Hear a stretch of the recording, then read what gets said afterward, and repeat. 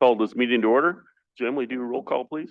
Tom McDonald, Here. Len Titi, Jennifer Finley, Jim Molitor, Carol Langford, Terry Fitz, Bing Matt, Ellie Bundy, Martin Charlo, Mike Dawson, I'm here. James Still Senior.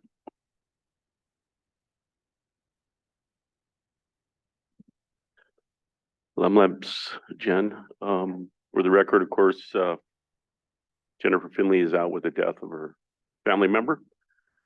With that, we'll start out our meeting. If I could ask our elder, Mr. Small Salmon, would you lead us in a prayer?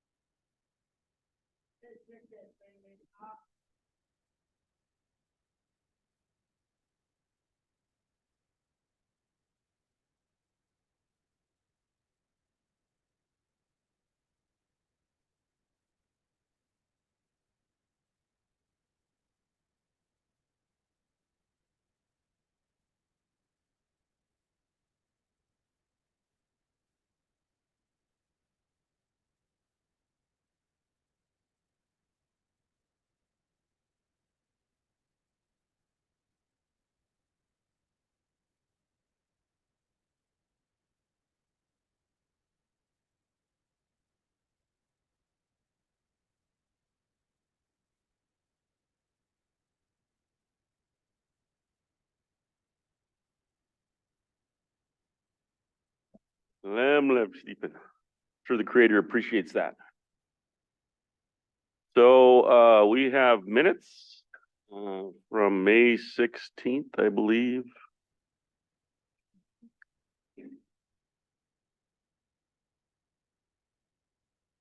For our consideration.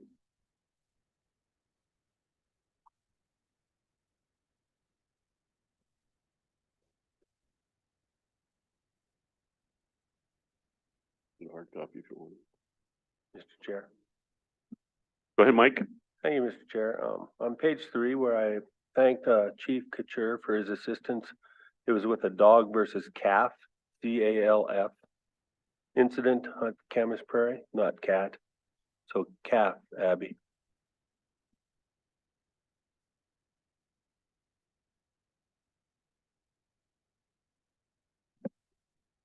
Thank you, Mike.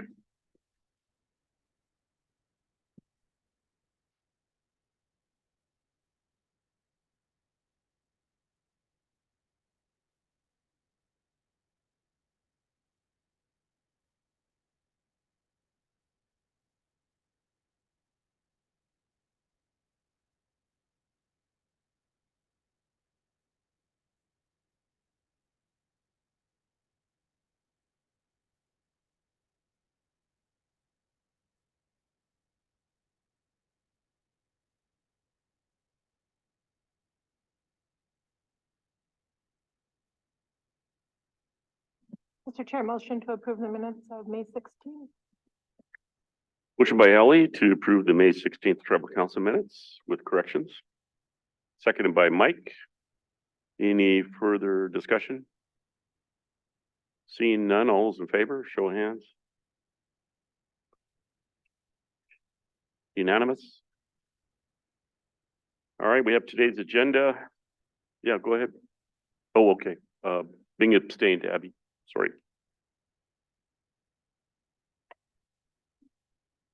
We have our agenda today. Is there any additions? We have 2 walk-ins. Is there any other additions?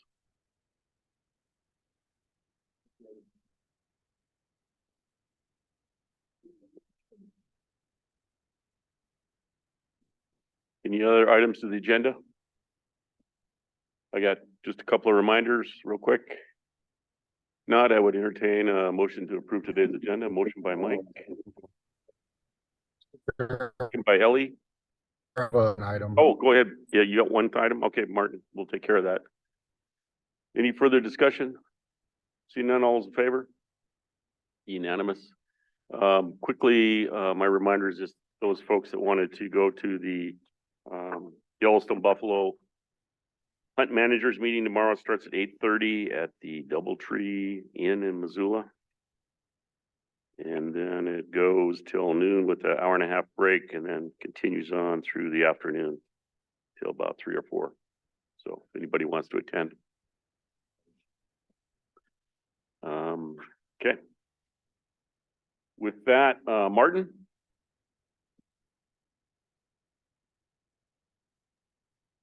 Mr. Chair, could I, possibly do it before our break so I can put the visual up?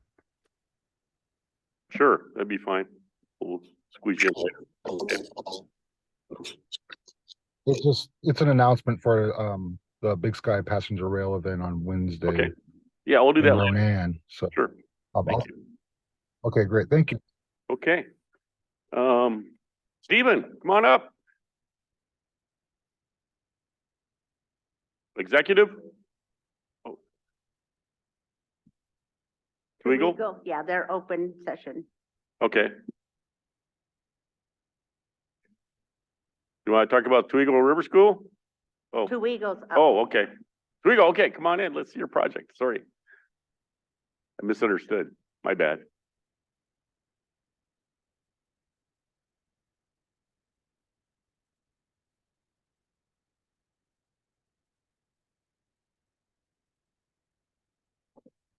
So you have a school project? That's cool.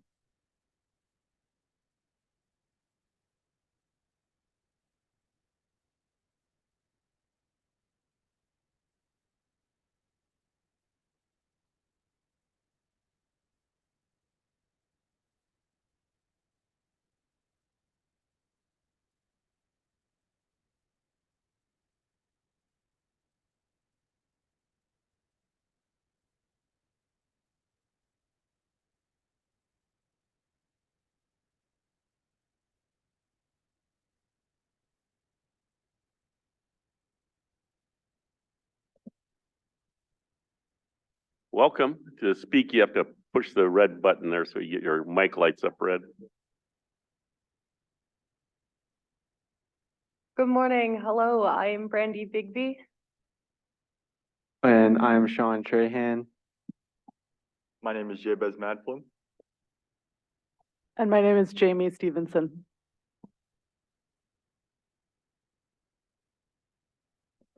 I wrote the agenda, sorry.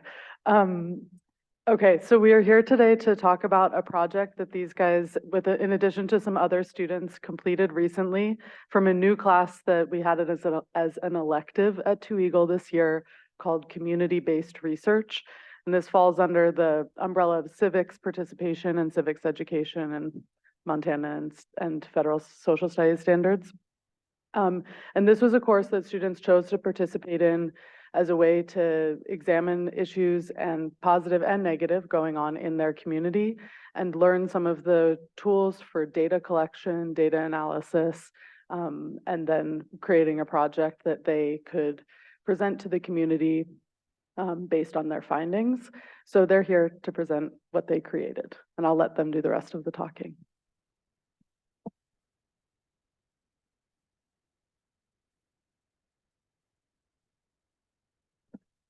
So then,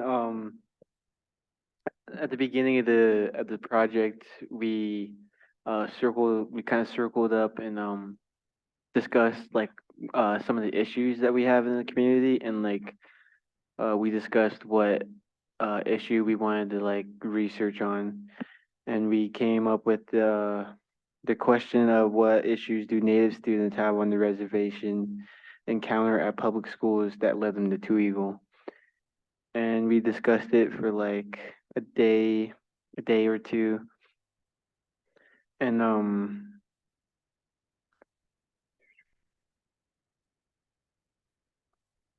yeah, there was like, how many of us was there?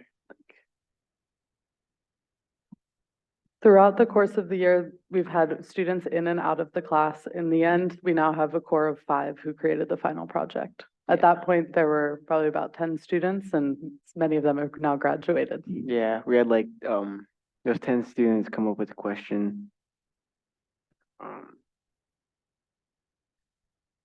And yeah, we just decided that we didn't want outside researchers to tell us in the community what is best for us in our community. So we decided to take the research into our own hands.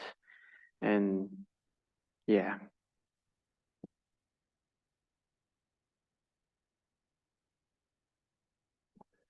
So to answer said research question, our class put together an online survey for parents, staff, and students alike. And then we later conducted an in-person survey, our interview, and our findings suggested that the 5 reasons students started attending Two Eagle was because of the community, the culture, the curriculum, and family and legacy reasons, and because students had experienced discrimination at various schools.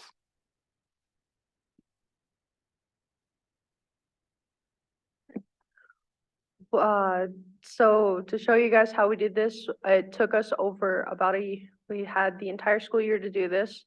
I came in later on, but the group before us were the ones that came up with the questions and why we're doing this and our reasonings for doing it. And during this entire process, we did tons of different interviews. We had personal interviews one-on-one, we had group interviews, and we had surveys up around different places around here.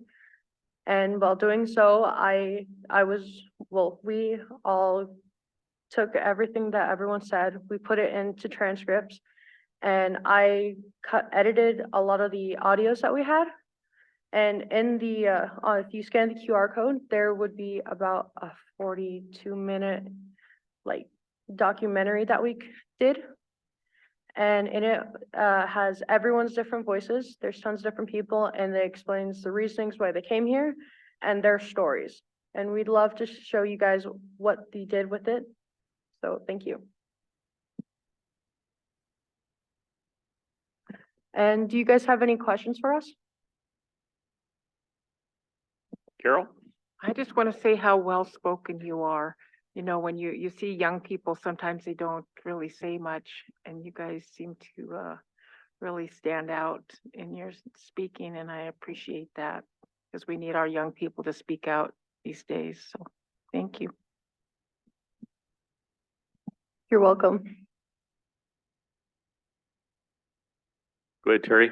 Thank you, Ms. Chair. I appreciate these students coming forth. I think this important study.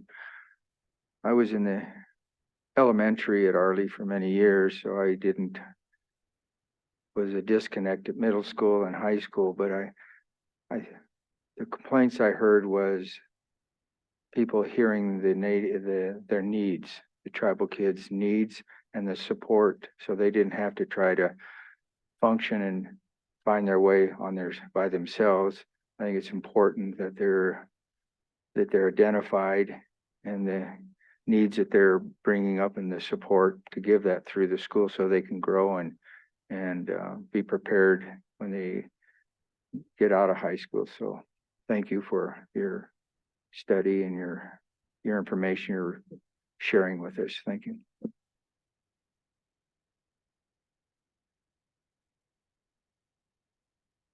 Oh, go ahead, Len. Thank you, Mr. Chairman and members of the council. I just want to add to what Councilwoman Langford says. What an awesome presentation you done this morning. It's always good to see our young people engaging us, and not only engaging us but challenging us.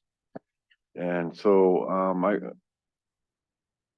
I always tell this to the young crowd, especially when it comes to our own tribal members. We work for you. Don't ever forget that, okay?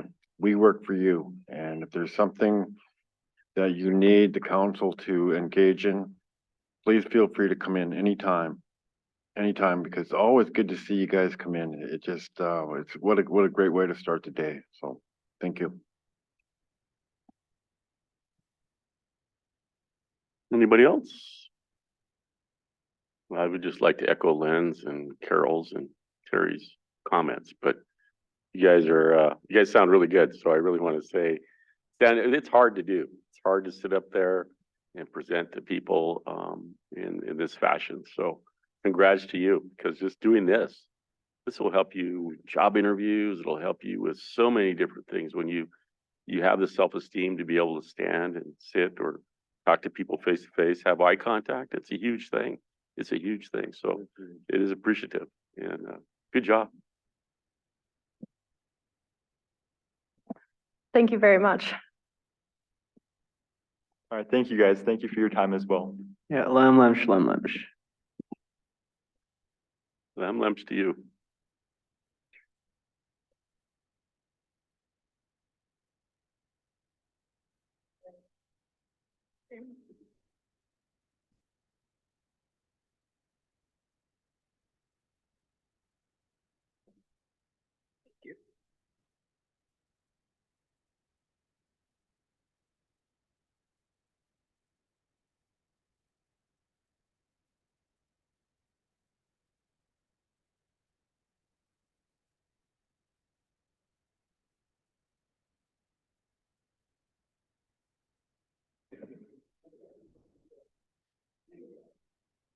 Okay, the next one, he wants to go on executive. Okay, we'll move into executive session for Stephen.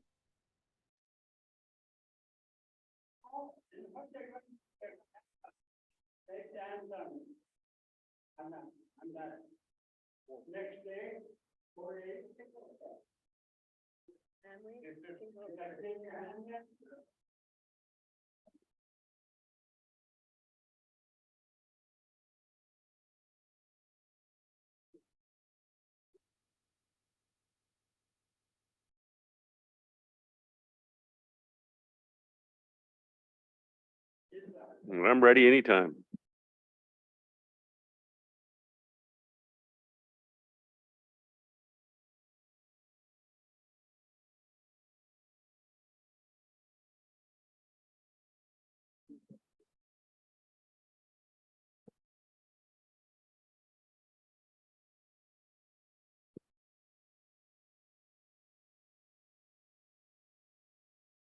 You ready?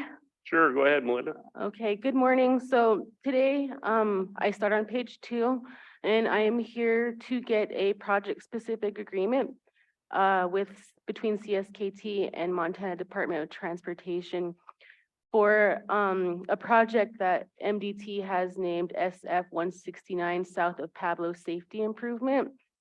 And so this is a project that they're doing to rebuild the intersection at US 93 and Old Highway 93 into what they're calling an R-cut intersection.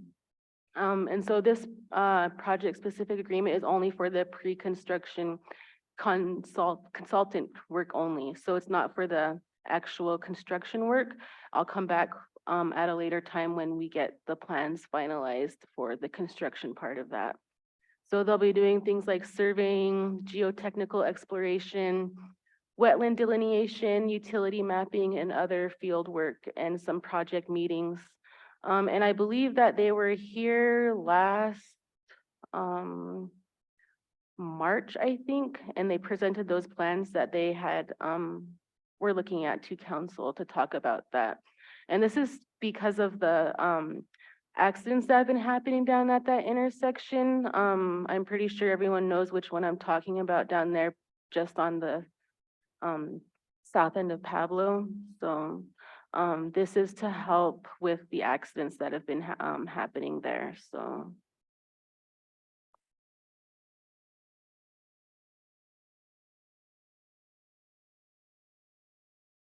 Go ahead, Martin.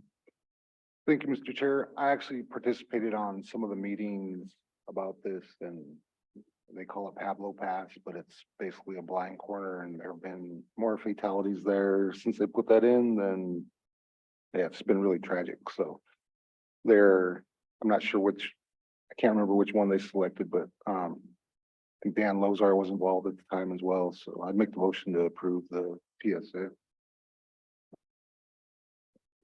Motion by Martin to approve the project-specific agreement between the tribes of Montana Department of Transportation for the safety project south of Pablo. Second by Carol. Any further discussion? Seeing none, all's in favor, show of hands. Unanimous? All right, thank you. Thank you. I'm just gonna come up and get your signature, Tom. Okay.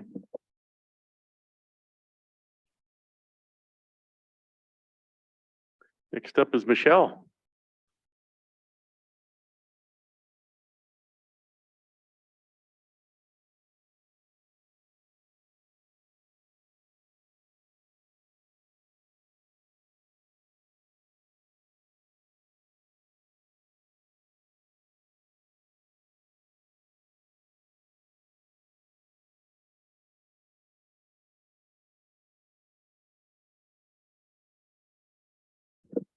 Esquex, Cusick Grissom. This morning I have with me Nicole Callahan and Ben Davis. Stacy, how do you say your last name? Hogue, and John Gustafson. And we are here to request approval for the resolution that I submitted to you for us to move ahead with an Indigenous chapter of Friends of the Children. And I know that Friends of the Children came and met with you previously. We've been working since the winter on this project. And so I'd like to start with Friends of the Children, talking about how we got to where we are today, and then both have Nicole and John add their points to it. Sounds perfect. Welcome. And good morning. My name is Ben Davis. I'm the Executive Director of Friends of the Children. And we had the pleasure of visiting in December of last year. At the time, I was joined by our National Tribal Programs Director, Tasha Friday, who presented remotely. At that time, the council suggested that we partner with Patricia Hibbler to start discussions, and she was invited to learn more about our organization and do additional diligence on our work. And then we were introduced to Ms. Mitchell and Ms. Callahan. We've had the pleasure of building relationships with them to envision possibly what our work in partnership with the tribe could look like in terms of walking alongside children, starting when they're in kindergarten, and then staying with them for 12 plus years through their high school graduation. And so we've had a series of conversations that have led us to an exciting opportunity to work with the Department of Education, as well as the Polson School District, where we would be in a position to potentially launch our program with tribal council's support. We're in a position where we're able to start serving up to 16 children in our first year. We have we're fortunate enough to have secured funding to sustain our program and start with that number of children, with the idea though that then we would continue enrolling at least 16 children into the future each year. We're focused on working with children who are really special kids who have unique talents and big hopes and dreams like all children, but who also face the biggest obstacles. We focus on children who've had multiple adverse childhood experiences early in their lives. And so we're really focused on connecting children deeply to their culture and heritage as a very important protective factor. And, you know, we're excited to about the opportunity to build a partnership where we're hiring and training and partnering with members of the tribe who can become mentors and really lead this program and connect the children to cultural and language experiences that really celebrate their heritage and identity. So I think I'll pause. Thank you. If you Yeah. want to go next, Nicole. Yes, so I am with Social Services. I'm the foster care program manager. And so I looked at our numbers for the target population that Friends of the Children is hoping to serve. So as Ben stated, they're looking to serve children in the 4 to 6 age group. So right now, Social Services has 181 children in care, and there are 41 children that fall within that 4 to 6 age range. I broke it down by towns. So Polson, where we are hoping to pilot this project, they have 8 children that fall within that 4 to 6 age range. And then the Ronan and Pablo School District, they have 19 children that fall within that age range. These children are placed in majority are kinship homes, but there are licensed foster homes. And then 2 of these children are actually on trial home visits with their birth parents. So there is a lot of opportunity to connect these children with positive mentorships. I genuinely believe that our children are our greatest asset and we need to support them in any way we can. There are a lot of great resources out there that we access for our youth, but this is one area that we could definitely improve in is through mentorship. Yesterday, I was attending class. I'm working on my master's degree right now through Walla Walla. And two of the students in my class actually work for the Missoula County School District. And so they have had interactions with Friends of the Children program in Missoula.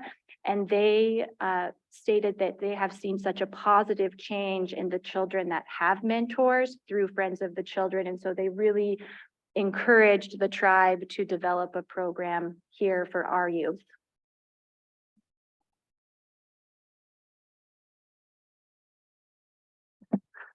Hello, I'm Stacy Hogue. I'm the program director with Friends of the Children in Missoula. We're just so excited. Thank you so much for having us here today to learn more. Yeah, the work that we do is truly transformative.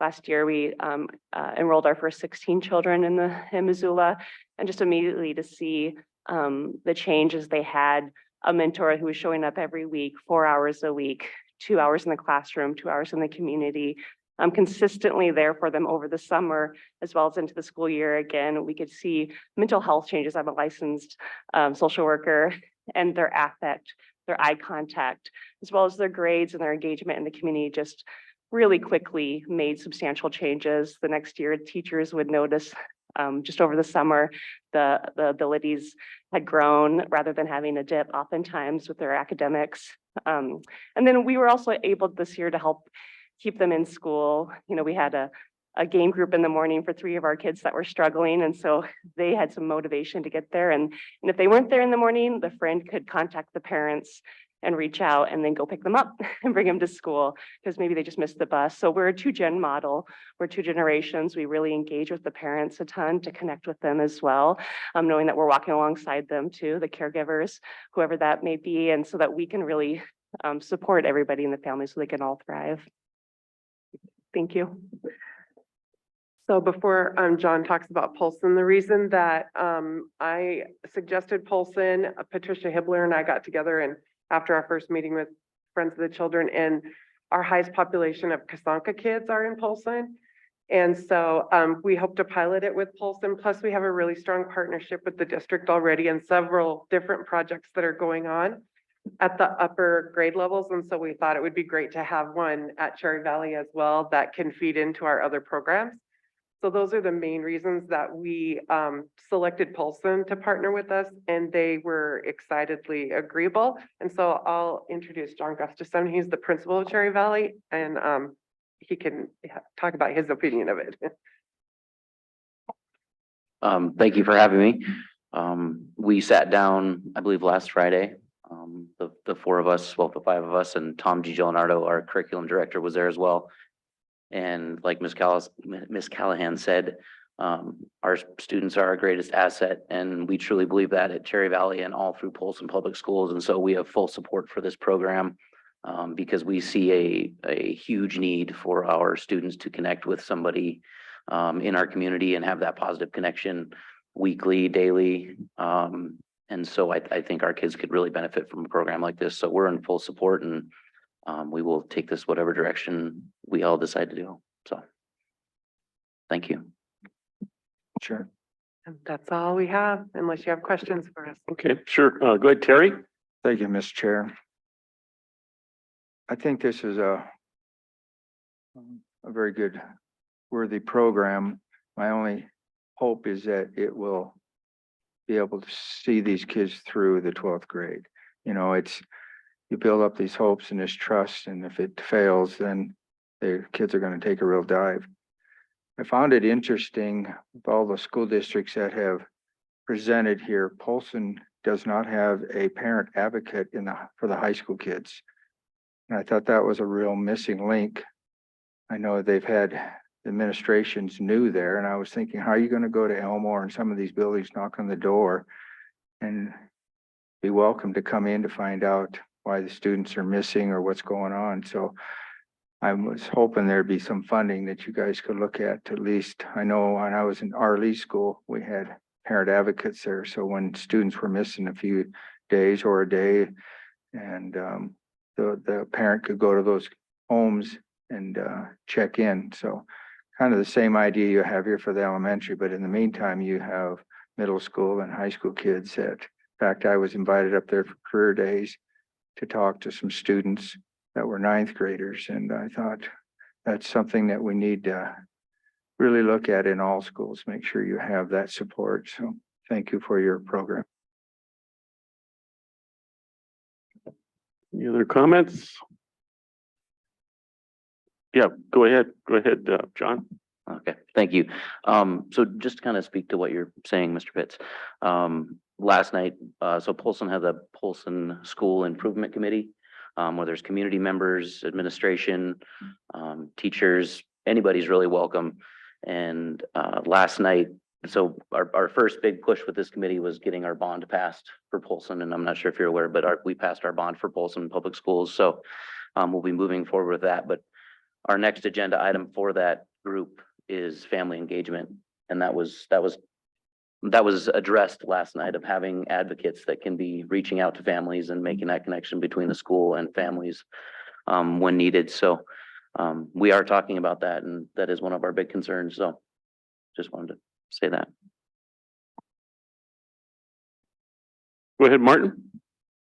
Thank you, Mr. Chair. I just make the motion to approve the resolution supporting. Okay, motion by Martin to approve the resolution supporting the efforts of the tribes, education, social services, ECS, and Polson Public Schools, and Friends of the Children for the benefit of our youth, consistent with the purposes outlined in the resolution. Second by Terry. Any further discussion?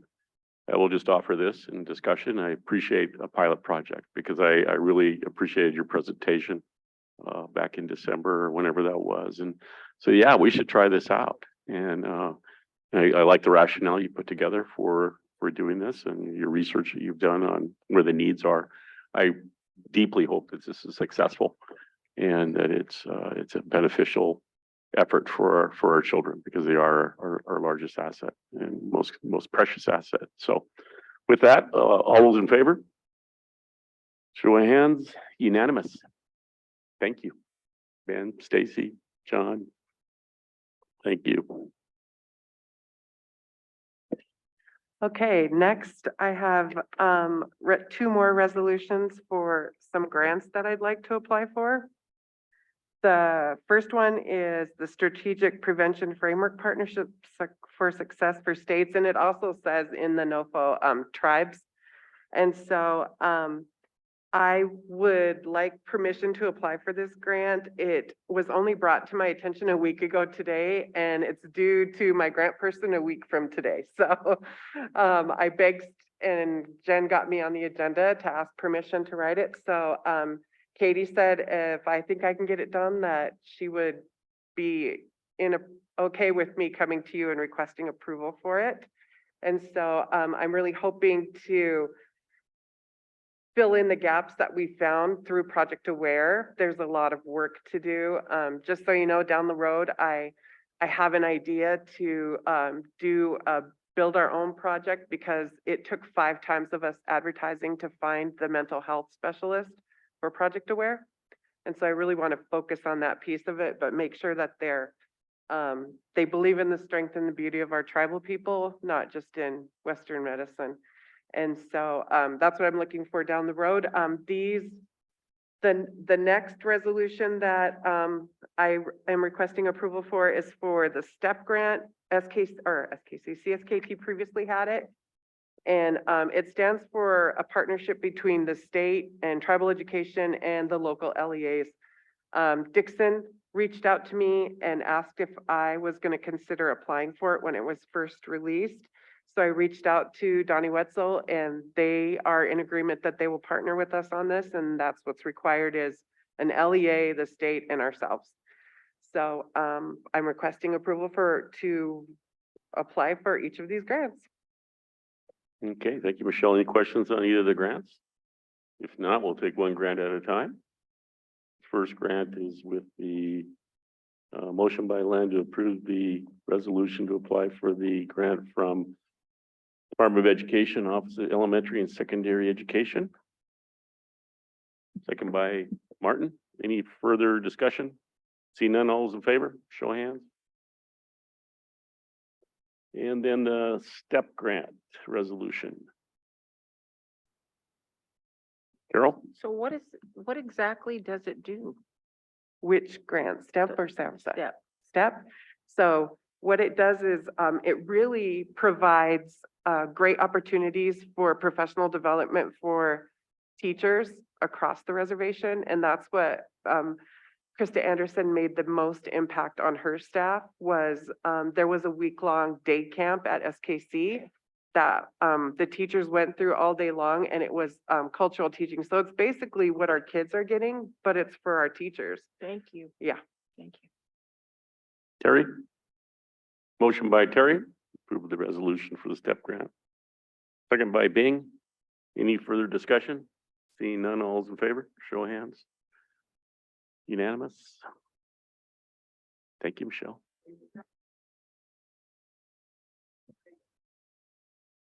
All right, we'll do whisper and then we'll try to take a break after that, if you guys can hold on.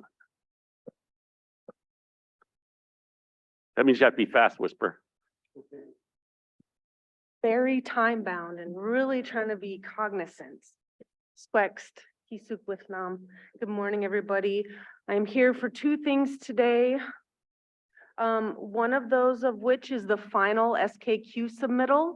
We met with our consultation group on May 3rd. We had a presentation that was hybrid up in Polson. All of our crew presented, Montana Fish, Wildlife and Parks attended, as did US Fish and Wildlife Service. They just had a couple clarifying questions that kind of seemed like they were more related to the water compact, and there were no substantive comments from that group. The only change that we had from the draft to the final submittal is that fisheries included $110,000 in their FY24 budget for a shore station for the dock, the marina at Blue Bay, to be able to pull their boat out of the water. It's been hitting the dock and damaging it. That will be in contracts. If we don't end up using it, then we won't need it. But that was the only change from the draft to the final. If you approve that today, I can get the signature and send out our submittal to the BIA and FERC for their concurrence and release the funds. Any questions for whisper? I know the entire staff was here giving a presentation a while back.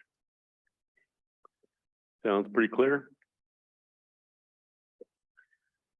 Motion by Carol to approve the 2023 SKQ annual submittals to the BIA and FERC. Second by Jimmy. Any further discussion? Seeing none, all those in favor, show of hands. Unanimous. Did it work to have the teams access so that people could look at the document if they wanted? In the past, we would hand out the discs. This year we did the teams. I know some of you replied to that, just making sure that's a good way to communicate. Does that work okay for folks, or do you prefer something else? Would you prefer like an executive hard copy, maybe just a summary that she could also provide you? I would prefer to be able to find the time. I know, to that's go it. It's through like, it. I wish I Oh, had God. time.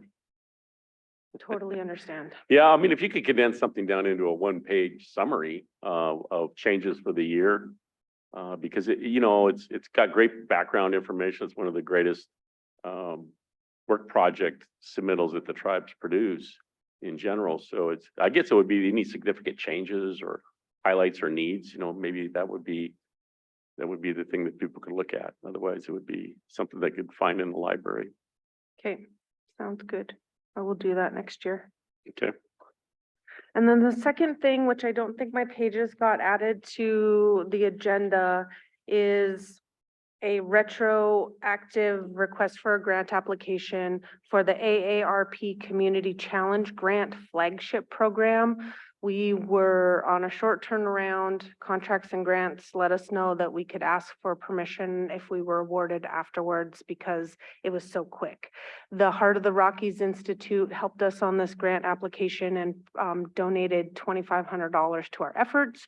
It is money for the Bison Range to install handicapped accessible picnic tables in the day use area, handicap accessible grills so that a person in a wheelchair could come up and grill there. We would just be replacing what's there with the four accessible ones. And fire pits that are also handicap safe and accessible. We received not the full amount that we asked, but we received $20,729 of the 30,000 that we asked for. Heart of the Rockies is sponsoring the 25.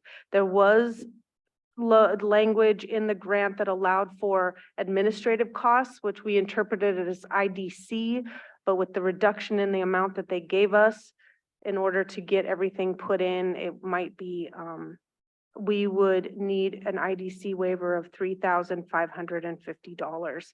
It also includes a community shelter, like a pavilion that's built for handicap accessibility that would be installed in the day use area. I know that asking for IDC waiver is not great, and I apologize. Carol? Shouldn't we have somebody from, I think it's contracts and grants here with her? So when we make that decision, or we can hear from them first. So at least they're aware if we take action to do it. I don't know, this is the first retroactive one I've been involved with, so. Dallas let me know to come afterwards. Derry received the announcement and is waiting for final approval from you all before we let the AARP know if we're accepting or declining it. Okay, so what's the impact if we waive the IDC?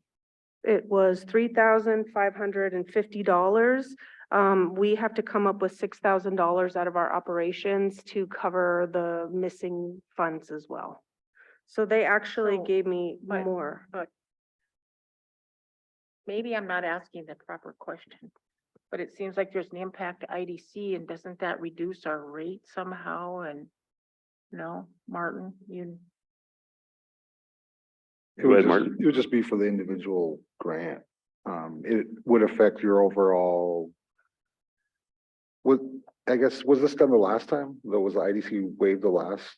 I haven't asked for one for a while. The last time I asked for a waiver was for a youth grant that I received, probably for about the same amount. This one's $3,550. I mean, if we keep doing this over and over, eventually it's going to catch up to us, but the IDC budget is fairly large. We've done it before, so.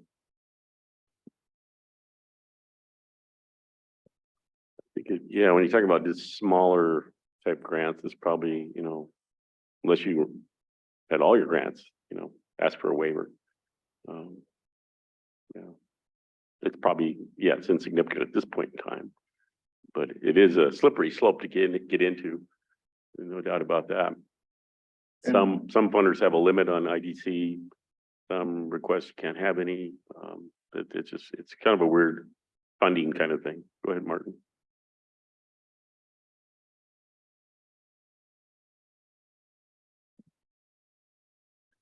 Any other questions?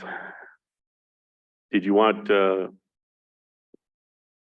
down here, Carol? No? Oh, Charlene then?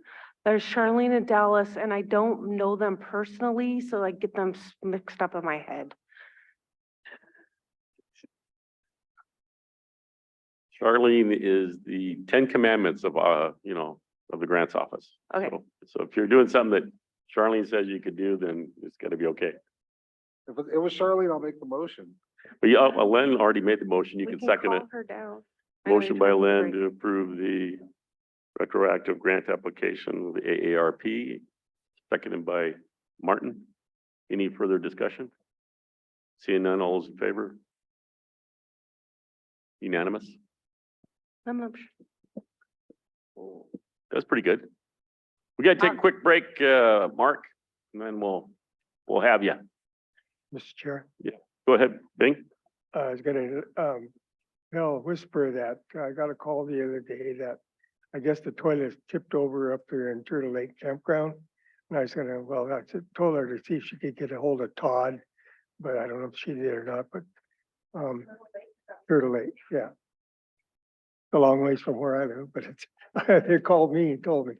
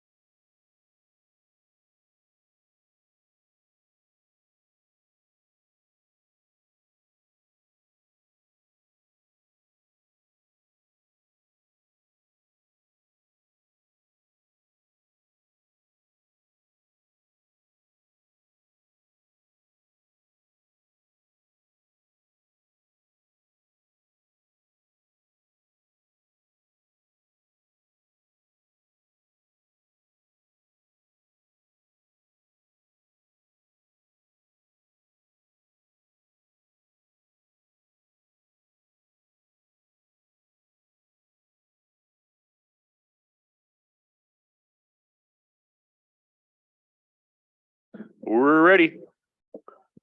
Go ahead, Martin. Martin has one item, wants to share with us.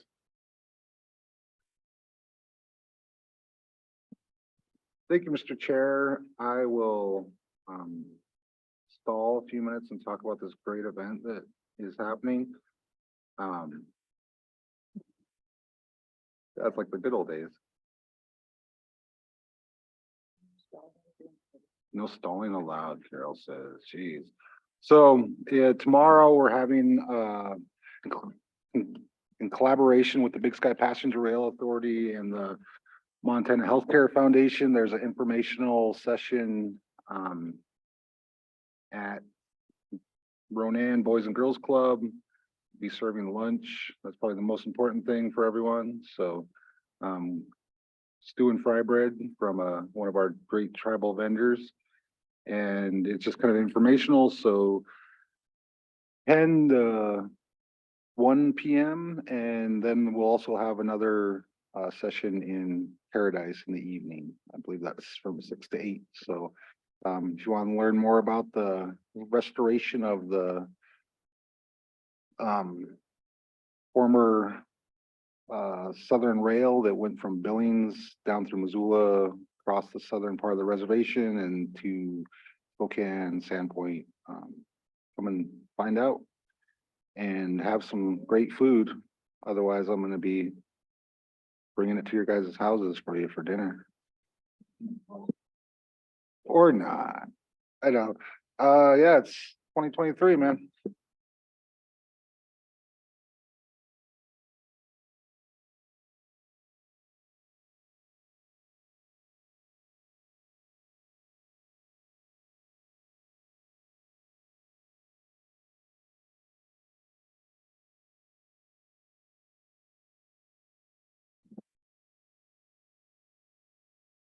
Probably roadkill sheep. I don't know. Paradise.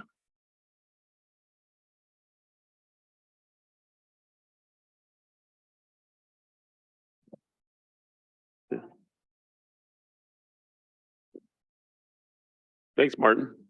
So anyway, Wednesday, noon event and evening event in Paradise for the rail project. And so I'm a strong advocate for that passenger rail system revitalization, return. I used to ride that train from Missoula to Miles City all the time as a kid, unchaperoned. Yeah. Yeah, it'd be nice to have that back. Okay, go ahead, Mark. Okay, so up on your screen right now, on page 127 of your packet, Tribal Lands is requesting final approval of the Tribal Lands Ordinance. This has been in the works for many, many years. I inherited it back in 16. As Carol Lee, the former Department Head of Lands, was also working on it, she inherited it from the previous one, who inherited it from the previous one. I believe it's been in the works for over 10 years. It finally has went through all of the reamps and everything else with Tribal Lands and legal staff had worked on this for the last 3 years. We brought it into council late 2021, I believe, 22, somewhere, I can't even remember what the dates, because we were in so much on we were trying to finish it up before, I think it was the 22 council start. We did finally get all of the public notice, the department notices. There was only three different discussion points that were brought up by the public, which were not an ordinance thing. They were all contractual.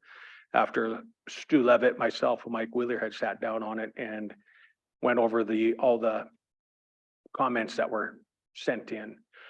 We got the green light from the departments. We got the green light from going through those comments. We did bring it into council to move forward with the next step of just correcting all the edits or anything that was done in the packet. That has been done, and then it kind of hit a stumbling block back around November when Tribal Lands Committee and property management we went with property management. Re-edits were being done on it again because I had to go back through the ordinance and get it changed to property management. And then a couple months later, it goes back that we are doing land committee again, so I had to go back in and recorrect it one more time. So this version right now just says land committee, since we are going to be continuing with land committee called land committee. Property management is going to be a part of the land committee, so it's not going to be a standalone property management anymore. So believe it's 56 pages long. If you want to go back through it, I did send it out. Or you guys do have it in your packet that you can get later. But it is going to be ordinance 45C, the tribal land ordinance, replacing the old one of 45B. And this does follow underneath administrative procedures, ordinance 86B, to exclude anything out of it from anything old in the 45B to be excluded in the new version of the 45C. So with that, tribal lands would just like to move forward with final approval from council. So then we could get it sent off for BIA review to sign off on when it gets enacted.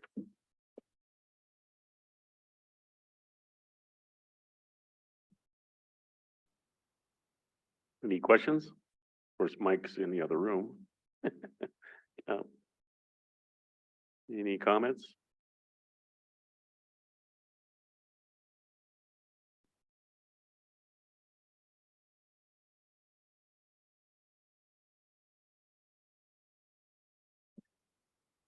Great thing about our ordinance and policies, et cetera, is that we can amend them and update them as we see fit.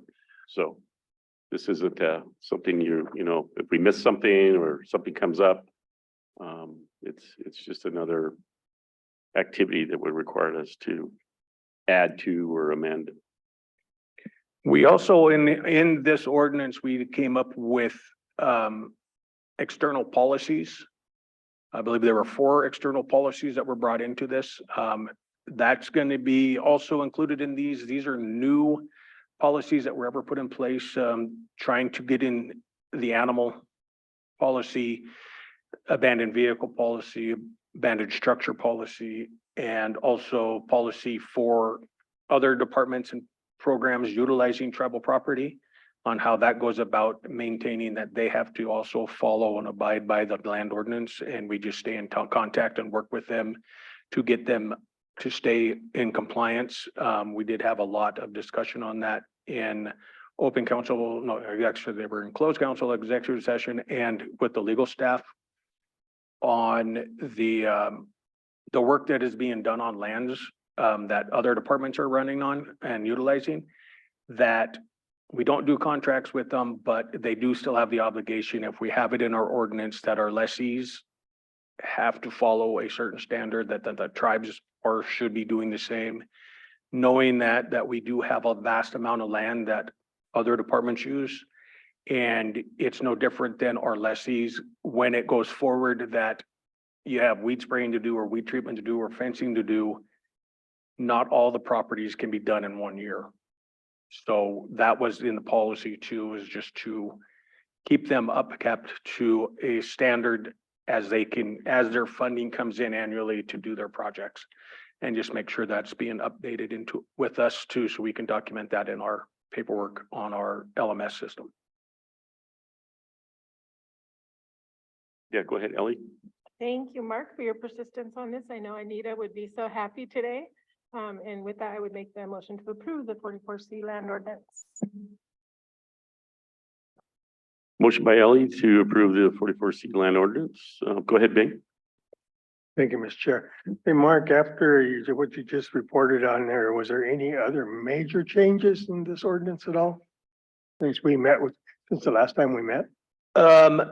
No real major changes. A lot of it was just getting a better descriptive of a lot of the old documentation that was in there in the old ordinance. We ended up having, I believe it was 22 amendments to the original ordinance that was done in 45B, which replaced, I can't remember which one, but there was a lot of more, we did a better definition page. We went through it heavily and created a better definition of what all the terms mean.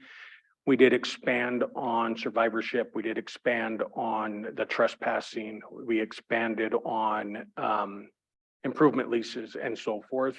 We expanded more on a lot of these topics that the amendments were done to give tribal lands a little bit more teeth, but not infringe on CFR or the intent of the original land ordinance that was done up. But we just did a lot more explanation of what these mean and why they're there for the policy. Just those 4 were the new things that actually got brought in from the 45B land ordinance, the active one right now.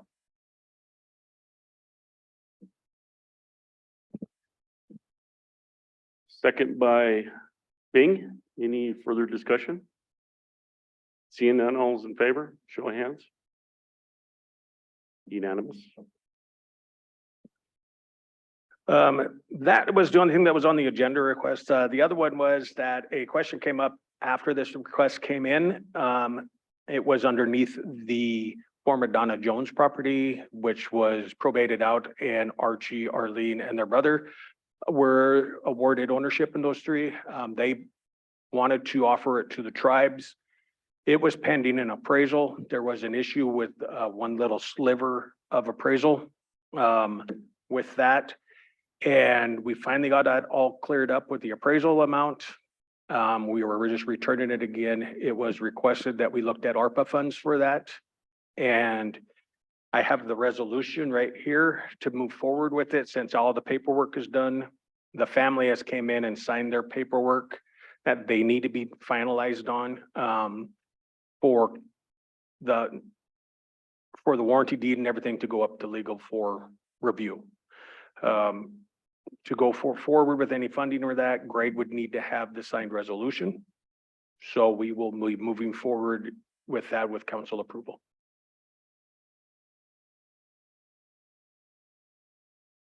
Yeah, this is over here. What changed in the appraisal? I mean, the amount go up or? The amount stayed the same at, I knew Right. you were gonna ask that and I didn't have. it No, written down. as long as I know it stayed the same, it was very reasonable. Go ahead, Carol.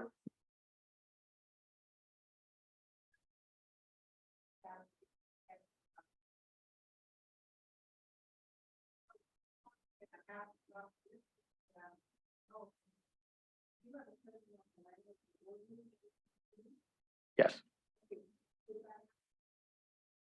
Oh, it already did. Yep.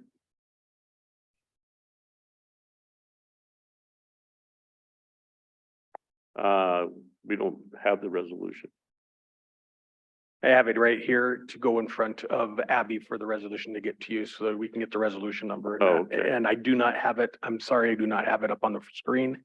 Like I said, this was after the packet went out. Oh, okay, okay. I can give it to Jen to scan in for you guys real quick to take a look at.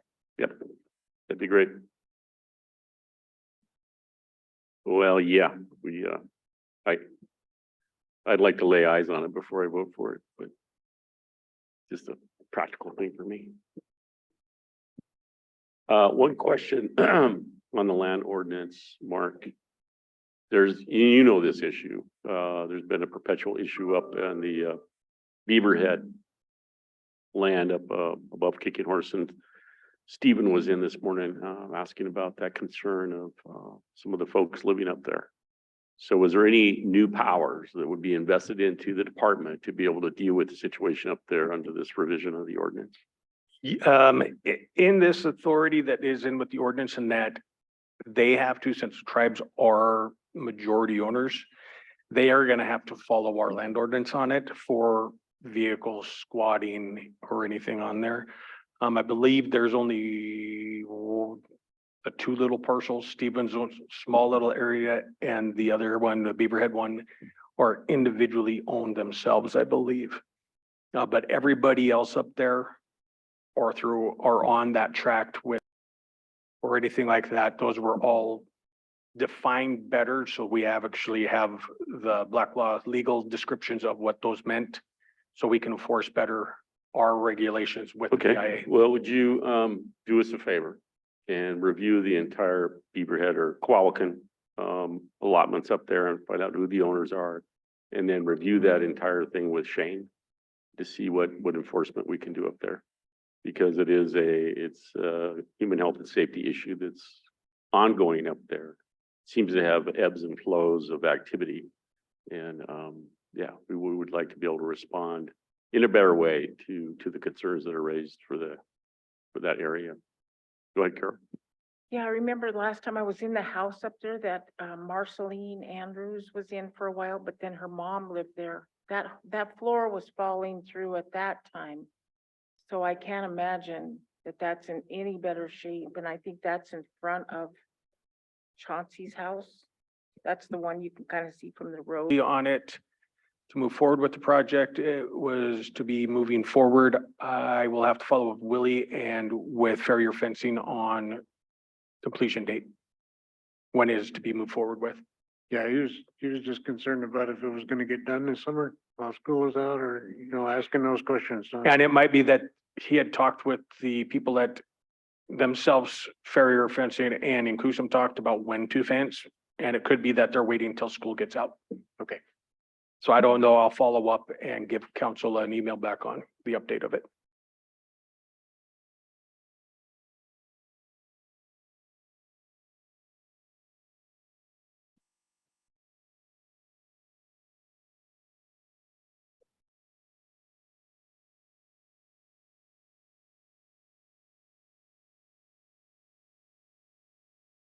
Just one question on Alan's ability to sign anything. Does he have full capacity? He was in with Archie today. So I'm assuming so. Because I did ask, if that's what they were there for, and Archie was there as his cohort too. I didn't know through his criminal activity that he claimed to be, not in full. And that might be why Archie was there. Okay.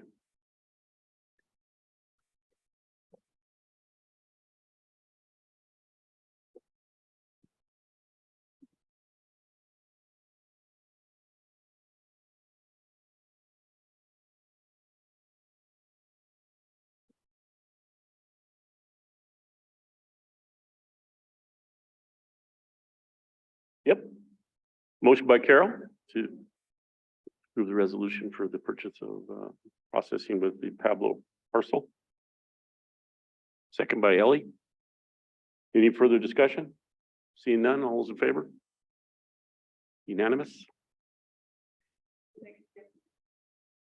This is just for legal review on the warranty deed and getting this resolution emailed over to Abby to get for council signature and up to Greg. This would be for the purchase, yes.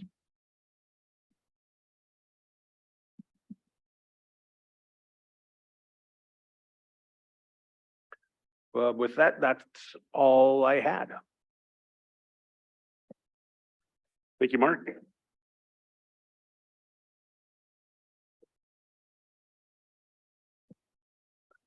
Wow, back on schedule, Mark, way to go. Hey, I tried. You're back on schedule, so it's break time? That's because you got that new cat herder back there watching you.